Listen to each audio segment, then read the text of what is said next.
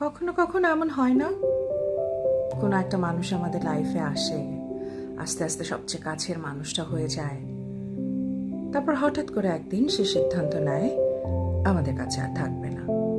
কোনো কৈফিয়ত, কোনো অজুহাত, কোনো ব্যাখ্যা দেওয়া ছাড়াই দুম করে তারা গায়েব হয়ে যায়, আর পিছনে রেখে যায় আমাদের কাছে শত সহস্র প্রশ্ন। দিন কেটে যায়, মাস কেটে যায়, মনের ভেতরে প্রশ্নগুলো ঠিক থেকে যায়।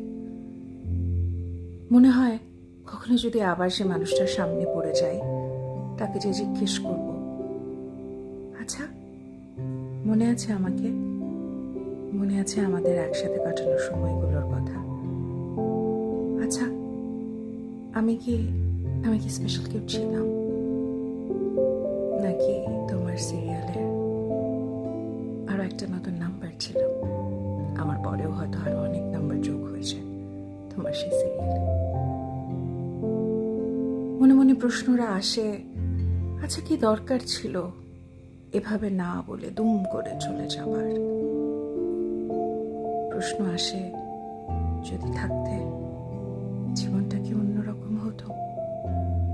1, 2, 3 করে প্রশ্নরা সব একে একে মনের দরজা ভিড় করে, কিন্তু আমরা ভুলে যাই সময় একবার চলে গেলে সে সময় আর ফিরে আসে না।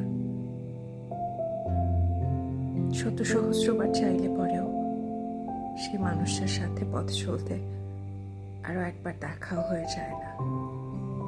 আর এই প্রশ্নগুলো তাকে কখনো করা হয়ে ওঠে না।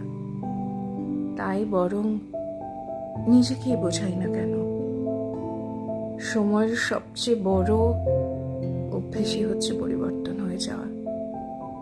তাই চেষ্টা করি এই সময়ের সাথে সাথে নিজেকেও আরো একটু পরিবর্তন করে নেয়ার, নিজেকে